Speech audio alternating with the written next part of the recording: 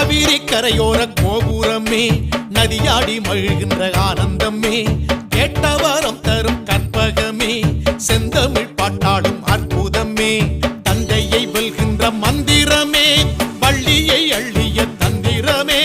பார்வதி தாய் தந்த பாலகனே அசுரரை வதம் செய்த வேலவனே